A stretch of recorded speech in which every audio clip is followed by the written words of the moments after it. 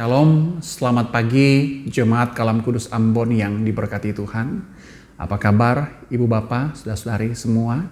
Kiranya dalam keadaan apapun Tuhan terus bersama dengan kita. Pagi hari ini dalam sapaan pastoral saya akan melanjutkan pembahasan mengenai ucapan bahagia. Karena itu hari ini kita sampai pada ucapan bahagia yang ketiga, yakni dalam Matius pasal 5 ayat yang kelima. Namun sebelum kita membaca dan merenungkan firman Tuhan, mari kita bersatu hati, kita berdoa, kita meminta pertolongan Tuhan. Bapa, kami bersyukur Engkau memberikan kami lagi hari yang baru. Terima kasih. Kami boleh ada hari ini sebagaimana kami ada. Semua karena Tuhan baik bagi kami. Jika bukan karena Tuhan, kami tidak bisa sampai di hari ini dengan keadaan yang seperti yang kami alami saat ini. Karena itu Tuhan, keberadaan kami adalah bukti bahwa Engkau selalu beserta dengan kami. Kami akan membaca dan merenungkan firman-Mu, berikan kami pemahaman, berikan kami pengertian, sehingga apa yang kami baca dan kami pahami dapat kami lakukan dalam kehidupan kami sehari-hari. Hamba-Mu yang penuh kekurangan, yang penuh dengan keterbatasan, Tuhan menolong, sehingga hamba-Mu mampu menyampaikan firman Tuhan dengan baik, mudah dipahami, dan dapat memotivasi, menguatkan kami semua. Berfirmanlah ya Tuhan, karena kami semua siap mendengar. Di dalam nama Yesus kami berdoa. Amin. Baik Ibu Bapak, pembacaan Alkitab kita diambil sekali lagi dari Matius pasal 5 ayat yang kelima. Saya akan membacakan bagian firman Tuhan ini buat kita semua. Ibu Bapak boleh memperhatikan di Alkitab kita masing-masing. Matius pasal 5 ayat yang kelima.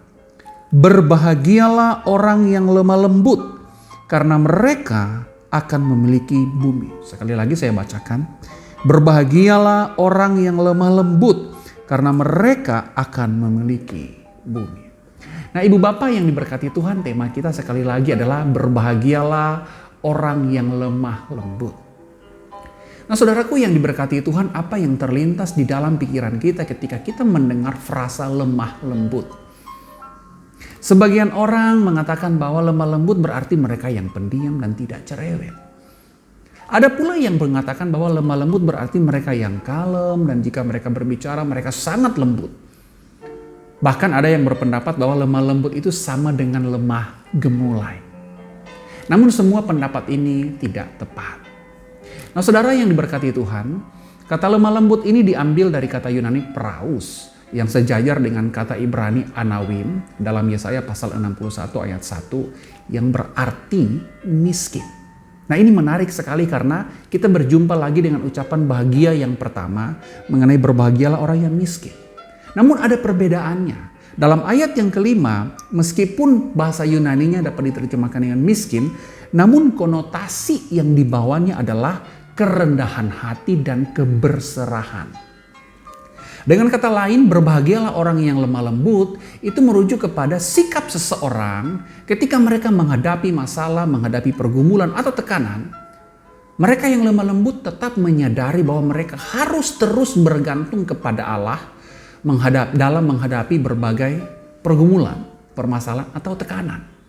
Nah, penekanan utama melalui frasa lemah lembut, sekali lagi penekanan utama melalui frasa lemah lembut adalah kualitas spiritual dari kerendahan hati, keberserahan dan ketenangan yang diarahkan kepada Allah ketika kehidupan dengan kejam menghantam kita. Nah saudara-saudara, mereka yang memiliki kelembutan hati di waktu yang sama memiliki hati yang mudah tersentuh oleh belas kasihan terhadap mereka yang tertekan, mereka yang miskin, dan mereka yang menderita atau terjajah. Karena itu lewat ucapan berbahagialah mereka yang lemah lembut, Tuhan Yesus ingin berkata kepada kita bahwa berbahagialah mereka yang meski dalam tekanan, meski dalam penderitaan, namun merendahkan diri mereka dan menyerahkan segala perkara mereka kepada Allah. Di waktu yang sama, mereka menaruh perhatian langsung kepada mereka yang tertekan, mereka yang miskin, dan mereka yang menderita. Bagi mereka yang memiliki sikap yang lemah lembut ini, patut berbahagia. Mengapa? Karena Yesus berkata mereka akan mewarisi bumi. Nah kata bumi di sini sebenarnya merujuk kepada tanah perjanjian kalau di dalam perjanjian lama. Namun di dalam perjanjian baru bagi kita tanah perjanjian bukan lagi tanah Kanaan. tetapi Yerusalem yang baru atau langit dan bumi yang baru. Dengan kata lain, sikap lemah lembut yang diarahkan kepada Allah itu memberikan kita kepastian bahwa Yerusalem yang baru akan menjadi milik kita. Jadi sikap lemah lembut ini kepada Allah dan kepada sesama menjadi jaminan bahwa kita ini milik Allah.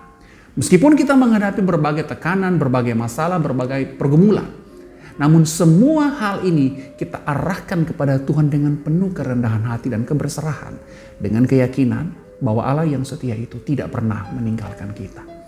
Karena itu Matius pasal 5 ayat 5 mengatakan kepada kita, berbahagialah orang yang lemah lembut karena mereka akan memiliki bumi. Amin. Mari kita berdoa. Ya Tuhan, kami menyadari dan mengenal siapa kami. Terkadang ketika ada masalah, tekanan hidup, berbagai pergumulan menghantam kami. Kami mencoba menyelesaikan semua itu dengan cara kami, dengan upaya kami. Seolah-olah kami merasa kami mampu melakukan, kami mampu menghadapi semua itu. Namun kami menyadari Tuhan, manusia, kami sangat rapuh. Kami begitu rentan, kami begitu lemah. Karena itu ya Tuhan, kami mau memiliki sikap yang lemah lembut. Sikap yang betul-betul merendahkan hidup kami. Menyerahkan keberadaan kami. Dan di waktu yang sama, kami memperhatikan sesama kami. Dan memberikan semua yang kami miliki, apa yang kami mampu kepada sesama. Sehingga kami mampu memiliki hati yang lemah lembut. Seperti Engkau lemah lembut.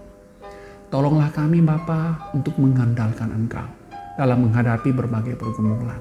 Tolonglah kami juga Tuhan agar kami mampu memiliki simpati dan tindakan kasih yang langsung kepada mereka yang membutuhkan. Tolong kami Bapa, sepanjang hari ini kami mau mengandalkan Engkau.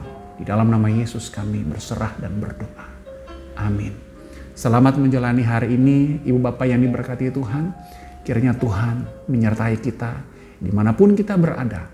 Apapun yang kita lakukan, Tuhan beserta kita. Amin.